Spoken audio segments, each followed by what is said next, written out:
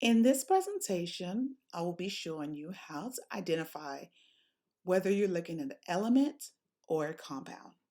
We're going to start by looking at the periodic table of elements. As you know, all elements are found on the periodic table of elements.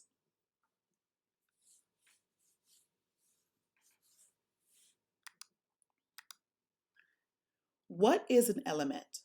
An element is a pure substance represented by a capital letter. That capital letter is the atomic symbol. New capital letter equals new element, and I'm going to show you what I mean later in the presentation. Elements are found on the periodic table. If it is not found on the periodic table, it is not an element.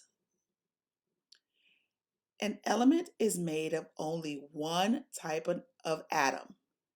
An atom is the smallest part of an element. For example, if an element was a cookie, it would be made of only one thing, chocolate. It can have 6 pieces of chocolate, but it is only made of chocolate. Only one type of thing, one type of element, one type of atom, chocolate. That would be the example. So an element is made of one type of atom.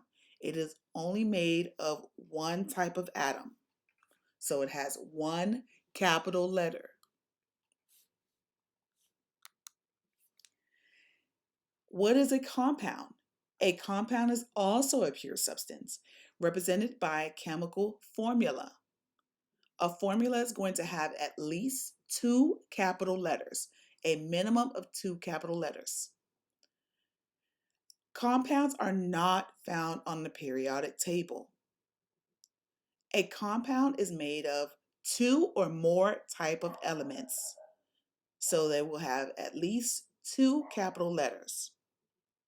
An example is, if a compound was a cookie, it would be made of at least 2 things, like chocolate and nuts.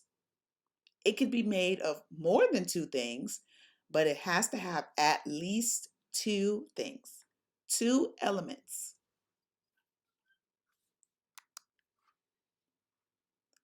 Element or compound? How do you know? Step 1, count the capital letters. Down below, I have an example of an element. Capital C, lowercase o. This represents the element cobalt. If you look on the periodic table for C, capital C and lowercase o, you can see it is here, cobalt. Capital C, lowercase o, number 27 on the periodic table of elements. Next, we have an example of a compound. Capital C highlighted in yellow and capital O highlighted in teal. This is an example of the compound carbon and oxygen. If you look at the periodic table for capital C and capital O, you will not find it because it is not an element, it is a compound. If you look for capital C and capital O, you will not see it. You will find capital C by itself and capital O by itself, which represent carbon and oxygen. 2 elements put together equal a compound.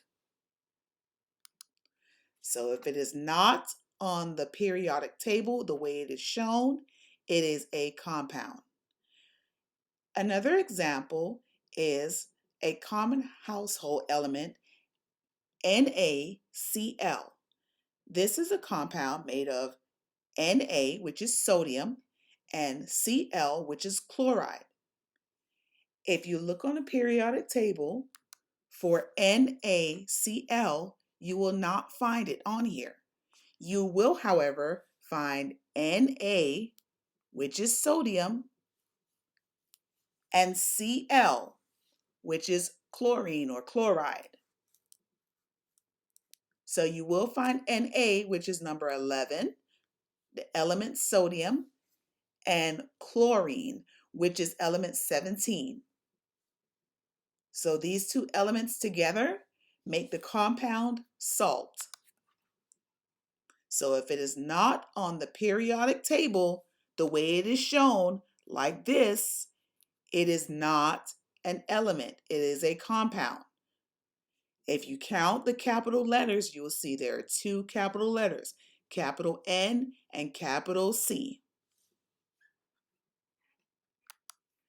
Here are some important extras.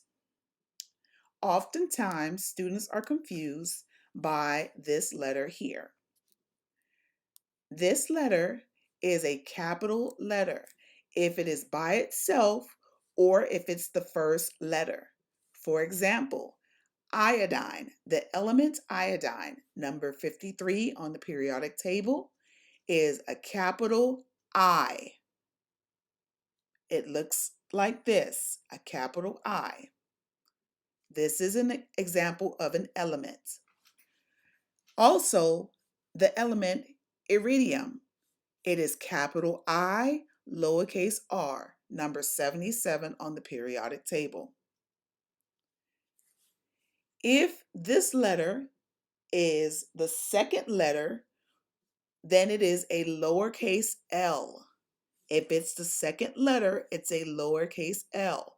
For example, in aluminum, which is capital A, lowercase l, number 13 on the periodic table, capital A, lowercase l. Or in thallium, which is capital T, lowercase l. This is number 81 on the periodic table. So remember, if this letter is by itself, or it is the first letter, like in iodine or iridium, it is a capital letter. If it is the second letter, then it is a lowercase l, like in aluminum and thallium.